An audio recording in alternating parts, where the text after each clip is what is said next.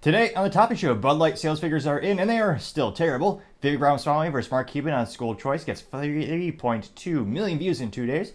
Vivek Ramaswamy 3-minute rebuttal video for World Economic Forum, George Soros, and mask policies. Ashton Kutcher and Miley Kunis are canceled for standing with Danny Masterson. National Review claims a poll that shows Nikki Haley is the only candidate that can beat Biden. Jimmy Fallon is canceled by his own staff. Bud Light is protested by David Wells. Bud Light More Games NFL tweet gets only 3 real responses, and only 2 of the 3 are negative. Twinkies are sold. BMW is building a new plant for $750 million in the UK for EV batteries. McDonald's is killing the self-service checkout.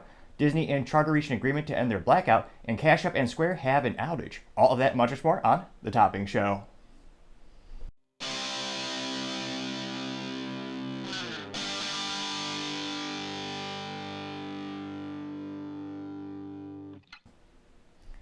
Thank you everyone for taking the time to tune in today. Today's episode of Topping Show is sponsored by Topping Technologies. Topping Technologies is an IT value-added reseller and services company with a special proficiency in IT security.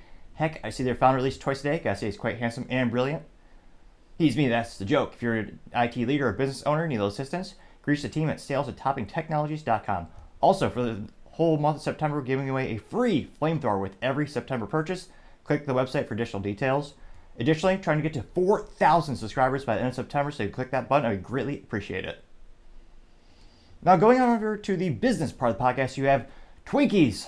They are sold yet again. Now, this time going to J M Smucker, also known as Smuckers, for a $5.6 billion sale price, which I would have never thought those silly little Twinkies are worth $5.6 billion, though they are one of the few things that will actually withstand a nuclear attack, so to say. So perhaps that's why they're increasing in value. But in all seriousness, it's the parent company behind Twinkies, which fewer people know. I'd say Hostess, which they make ho-hos as well as ding-dongs, which of all the things that have been canceled throughout society, I'm surprised that the names haven't been changed just because they're obviously hilarious. And according to Urban Dictionary, refer to other things as well. They also make zingers, which I thought that was a pejorative, like a zing, like a gotcha. But nevertheless, they make many products, including those. Now, it looks like Smuckers beat out both PepsiCo, Mondelez, which makes Oreo famously, and General Mills in order to get this sale. Now, Hostess, astonishingly enough, they're kind of like General Motors. They've been around forever, and at one point, they had the peak and the lion's share of the market. But they've gone bankrupt multiple times, just like General Motors. Now, it looks like Hostess actually introduced the Twinkie back in the 1930s. Now, the first time they went bankrupt was in 2004, which at the time they blamed primarily on interest just kind of waning with the, people just weren't eating enough Twinkies, and low-carb diets, which are trending at the time. Now, they emerged from that via private equity, but then again, they had to file Chapter 11 bankruptcy in 2012. At that time, they specifically noted the high price of labor and the ongoing disputes and the union contracts, which, yet again, another example of unions destroying a company. Ironically enough, with the whole UAW, and I'm starting to cover that more and more with upcoming negotiations with General Motors, Ford, and Chrysler, everyone keeps saying, oh yeah, labor isn't one of the main reasons companies go bankrupt. What? Watch one documentary on business ever. It's always a contributing factor, sometimes more often than not. Nevertheless, back to Twinkies, they actually went. So they rose from the grave, or what would you bury a Twinkie in? They rose from the trash bin. There's some joke in there somewhere, I'm sure. Again, in 2016, this time they actually went public, so they sold stock. So you could have bought stock in the Twinkie brand.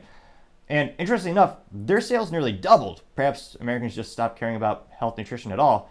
Hard to say why it increased exponentially in sales. And their stock actually doubled as well. So I apologize, it wasn't the sales that doubled, it was the stock, which is still exponentially impressive. And Smucker saw the opportunity, ended up purchasing the company for $5.6 billion. And Smucker's, obviously, they're known for the jelly, but more importantly, they're known for Jif peanut butter and Folgers, the coffee. So this adds to their portfolio, and it's fascinating. If you ever want to take a stroll down the grocery store aisle, just do a quick Google and see how many companies actually own the myriad of products you're walking by.